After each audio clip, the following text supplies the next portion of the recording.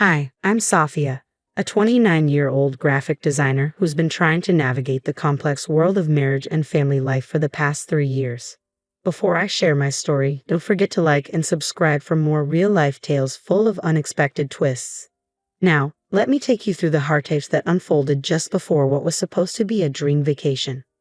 We had been eagerly anticipating this trip for months, a family getaway to Hawaii, the kind of paradise you only see in glossy travel magazines, promising breathtaking sunsets and soothing ocean waves. But as the morning light filtered into the room, it revealed a stark contrast to the silence that had settled over the house. Something was wrong. The usual pre-trip commotion, James and his parents bustling about, the clatter of breakfast dishes, was missing. Instead, there was only an eerie, unsettling stillness. I grabbed my phone, the time glaring back at me, and a wave of panic surged through my stomach. I had overslept.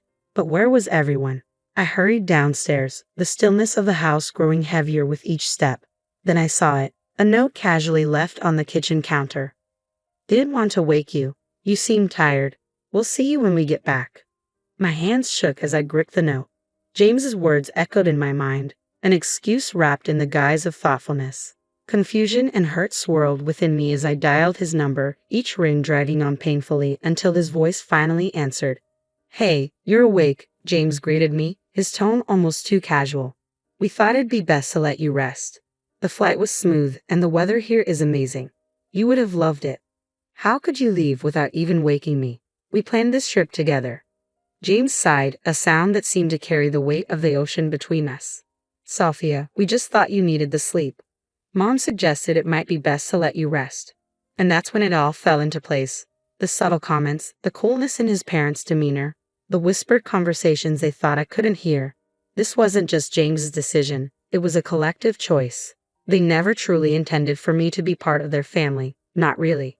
I needed to be there with you, with all of you. This trip mattered to me too, James. It's not just about missing a vacation, it's about being shut out of our family's life.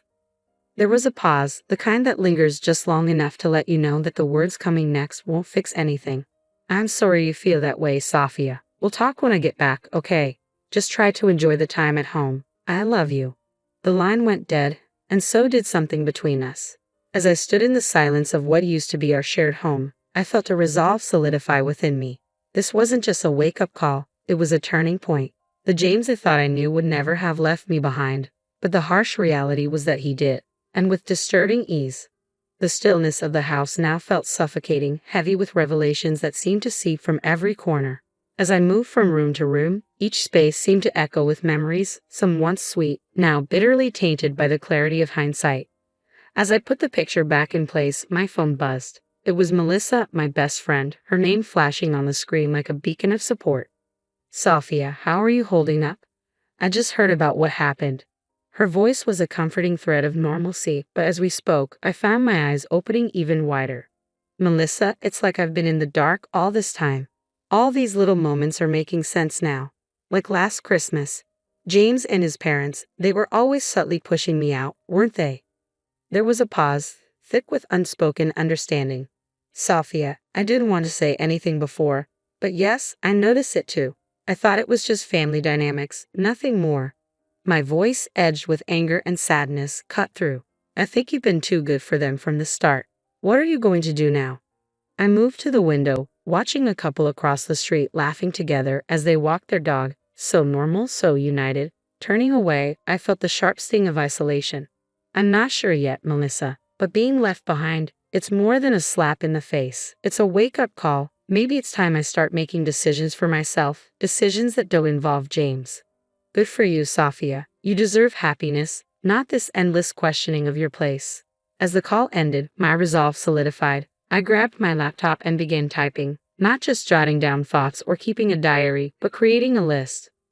A list of every slight, every dismissive comment, every instance where James or his parents made me feel insignificant.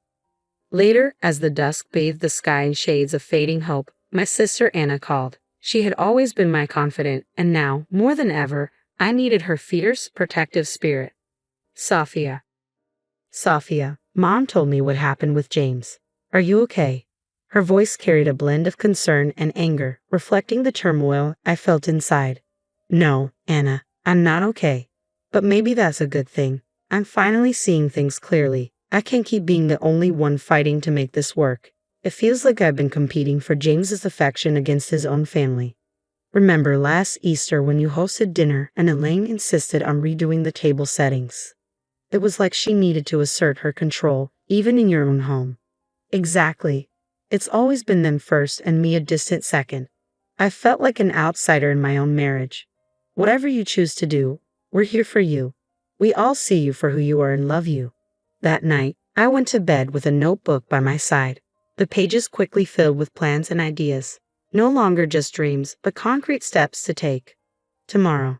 Tonight, I allowed myself to fully embrace the weight of my heartache, using it as the foundation for the strength I would need to rebuild. As the morning light filtered through the blinds, it cast long shadows across the room, where I sat amidst a sea of scattered papers and notes. Each document was a piece of the puzzle that was my marriage, emails, texts, and photos, laid out as evidence of the many ways I had been sidelined. My phone rested beside me, displaying the contact information for a recommended divorce attorney. It was time to move forward. Taking a deep breath, I dialed the number. The line clicked, and a calm, professional voice answered, "Good morning, you've reached Carter and Associates. How can we assist you today?" "Hi, I'm Sophia. A friend referred me to you. I'd like to discuss my options for a divorce." "Of course, Sophia. I'm Alyssa, one of the attorneys here. Let's start by discussing your situation in detail." The conversation that followed was both surreal and empowering. Alyssa's questions were sharp and to the point, cutting through the haze of my emotions to focus on the facts. She listened attentively as I described the events leading up to and following the trip that James and his parents took without me.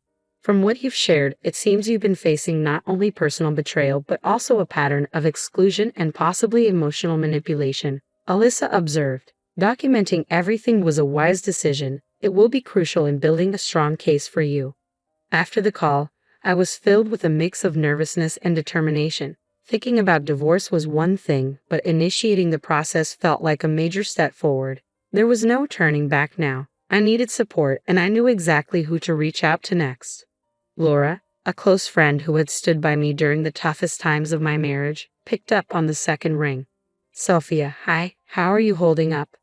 "Not great, Laura, but I'm taking action. I spoke with a divorce attorney." "Wow, Sophia, that's a big step. How are you feeling about it?" "Determined, I suppose." "Laura, can I ask for your help?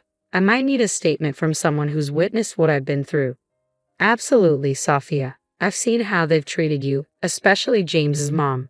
It always seemed like you could never do anything right in her eyes." "Thank you, Laura. Your support means a lot to me." Energized by my friend's support and the clear direction from the attorney, I spent the next few hours organizing my documents and detailing everything that had transpired. While I worked, my sister Anna texted, her words offering comfort to my weary heart. "Just checking in, sis. You're making the right choice. We're all behind you." By evening, I had assembled a detailed file, texts, emails, and painful reminders, all laid out, revealing my life's raw truths. Instead of feeling exposed, I felt strengthened. Each piece of evidence marked a move away from my past and toward a fresh start. The sound of the front door opening reverberated through the house like the harbinger of a storm. My heart raced, not with fear, but with a firm resolve. As James walked in, his face etched with travel fatigue, our eyes locked. The usual pleasantries faltered, hanging awkwardly between us. "Sophia, you seem different." "I am different, James. We need to talk." His brows furrowed in confusion as he set down his bags. "Talk about what? What's going on?" I gestured toward the living room, where I had spread out the documents and photos, evidence of every moment I felt pushed aside by him and his parents. "James, this isn't just about your trip to Hawaii without me. It's about every instance where you prioritized them over me, every time I was made to feel like an outsider in my own marriage." He looked at the documents, his expression shifting from confusion to worry. "I don't understand. Are these divorce papers?" "Yes, they are. I've consulted a lawyer, James." "I can't do this anymore." His voice wavered, laced with a mix of anger and desperation. "Sophia, why are you doing this? We can talk it out, go to counseling. You're blowing this way out of proportion." I shook my head, unwavering. "It's not out of proportion to want to feel valued, James. Your mother's constant interference and your silent complicity with her, It's suffocating. I'm not just an extension of your family. I'm your wife, or at least I was supposed to be. But I love you, Sophia. I just thought. Thought what? That I'd stay silent and accept the scraps of attention you and your parents decided to give me. No, James, this ends now. He began to pace, running his hands through his hair in a gesture of frustration and disbelief. So that's it? You're just going to throw away everything we've built because of a few misunderstandings? They're not misunderstandings, James. They're part of a pattern, a series of choices you've consistently made. And now, I'm making my own. His expression hardened as he glanced at the paperwork once more. If this is what you want, I won't stand in your way. But I think you're making a mistake. I've made mistakes before, I said, my voice steady. Staying any longer would be another one. As he sifted through the papers, his movements slow and deliberate, the gravity of our fractured relationship became unmistakable. This confrontation was painful but necessary, a decisive moment that marked the end of my resignation and the beginning of a new path for me. James, this isn't just about our relationship. It's about me reclaiming my self-worth. You might not understand it now, but I hope you will one day. He nodded, a silent acknowledgement of the chasm that had grown too wide to cross. As he collected the papers, a look of bitter acceptance in his eyes, I felt a mix of sorrow and relief. This confrontation, though heart-wrenching, provided the closure I needed, the crucial step towards reclaiming my voice and my life. The early morning sun bathed the boxes stacked in my living room in a warm glow, each one meticulously labeled: books, art supplies, memories. Today wasn't just another day. It marked the beginning of my new life in a new city, a concrete step toward the future I had chosen for myself. As I taped up another box, my phone rang. It was Rachel, a friend who had relocated to the same city last year. Her voice was brimming with enthusiasm. Sophia, I heard the big news. Welcome to the neighborhood. When do you get here? Hi, Rachel. I'm actually packing up the van today. I should arrive by tomorrow evening. I'm so ready for this fresh start. That's fantastic. You're going to love it here. And guess what? I've already planned a little get-together this weekend. Consider yourself invited. Laughter bubbled up inside me, light and freeing. That sounds wonderful, Rachel. I really appreciate it. It's been a while since I've looked forward to something like this. After ending the call, I returned to packing, but it wasn't long before another call came through. This time, it was the HR manager from the design firm where I had recently been offered a job.